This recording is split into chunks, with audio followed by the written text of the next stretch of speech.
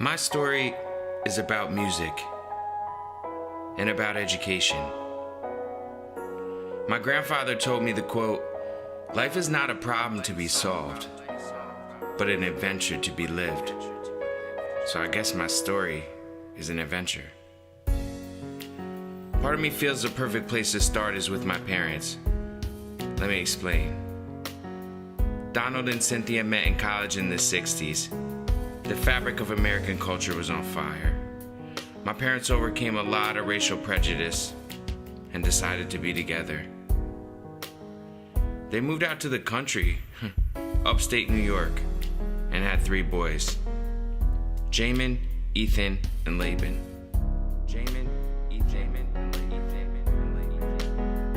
Now when I tell you about my parents, I'm telling you about myself. You see, my dad's a musician and my mother's a teacher. My dad plays tenor sax, bass, and sings, and my mom's been teaching kids how to read forever. When you're blessed enough to grow up around people who care and are deeply invested, then the things they do to make a life have a way of seeping into your very soul. I sang when I was little, and my dad taught me how to play some drums. I don't know, I was kind of insecure about music. I focused on sports. I got really into basketball and also artwork. I worked really hard and I was successful. After high school, I got even more into art. Kind of found a way for myself through creativity and self-expression. I had a lot of fun with painting and still do. I got into some photography, and kind of found my own way into music. I started writing my own lyrics. Mostly through hip-hop. I started writing my own rhymes, producing my own beats. It's like one of those things that you don't choose, it kind of chooses you. I got into breakdancing. Anything to express myself fully. At school, I studied psychology, and I started working at a school myself in education. First as a substitute teacher, and then as an attendance teacher in the Albany City District. I just loved the educational environment. Working with students was often a challenge, but well worth it.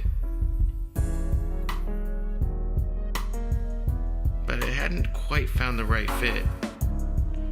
After the recession in 2008, I found myself back home. I was still working at school and still trying to do my music on the side as well. But I realized I had to put the two things together. Things took a positive change when I met my friend Joanna. She's a singer. She studied music at Berkeley in Boston, and she's pursuing her dreams now in the city.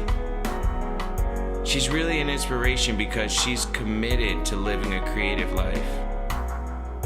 She's following her dreams, and I realized I had to go back home and follow mine. I enrolled in school and community college, and for the first time as an adult, started studying music seriously. I found a love for music theory, really applied myself, and I got into Crane.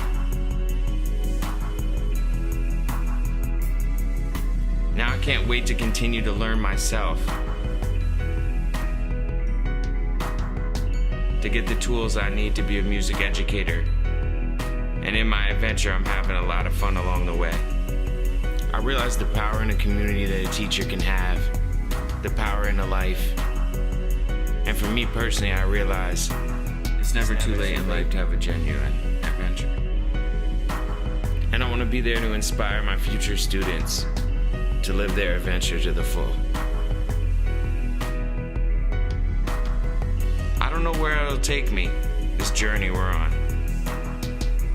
But I want to keep developing as a musician and as a person. My story is about self-expression. My story is about being a creative. My story is about music and about education.